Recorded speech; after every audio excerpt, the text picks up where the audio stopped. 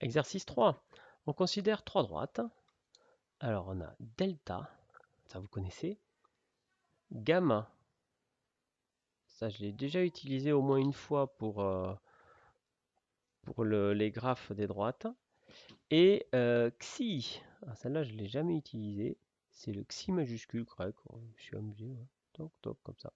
La minuscule, c'est ça. Hein, c'est encore plus difficile à écrire. Bon, on s'en fiche, hein, c'est juste pour s'amuser. Déterminer sans aucun calcul les coordonnées d'un vecteur directeur pour chacune des droites. Bah, c'est super simple. Delta 2y.3x égale 2. Alors, on sait qu'un vecteur directeur, c'est moins BA. Du coup, c'est quoi? Alors, ceux qui me disent c'est 3, 2, se trompent. Mettez en pause la vidéo, réfléchissez pourquoi c'est surtout pas ça. Bon, alors regardez, on l'écrit. Attention, il y a un piège là. Déjà, c'est pas une équation cartésienne. Une équation cartésienne, c'est un truc de la forme AX plus BY plus C égale 0. Donc en premier, il faut mettre les X. Ensuite, il faut mettre les Y. Et enfin, comme ça. Bon, après que ce soit égal à 2 ou moins 2, ça ne change rien, puisque vous, ce qui vous intéresse, c'est petit a et petit b. Donc en fait, puisque petit d vaut 2, bah, ça fait moins 2, moins 3. Voilà un vecteur directeur de la droite delta. Descendons. Gamma. Alors, gamma, la majuscule, y égale 2 moins 4x. Alors là, on a une équation réduite. Donc la formule, ça va être 1m.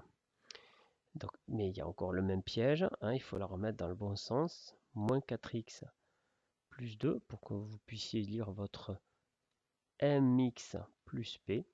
Du coup, ici, bon, c'est toujours 1 et le m, c'est moins 4. Dernier, 2x moins 3, alors xi, 2x moins 3 égale 0. Donc là, on est clairement, puisqu'il n'y a pas de y dans le cadre d'une équation de droite verticale. Bon, ben D, c'est J, terminé. Hein, les verticales, elles ont elles n'ont pas de coefficient directeur. Elles ont pour vecteur directeur J et tous ses copains, hein, 2J, 3J, moins 4J, 17J. Donc vous en prenez un, celui qui vous arrange. Là, comme il n'y a pas de contexte particulier, bah, je prends J, voilà, le plus simple. Voilà, on ne peut pas faire plus simple. La seule toute petite difficulté qu'il y a, bah, c'est qu'il faut les apprendre, ces formules. Voilà, elles sont assez naturelles. Et bien, c'est la fin de cet exercice 3 et c'est la fin de cette semaine de cours.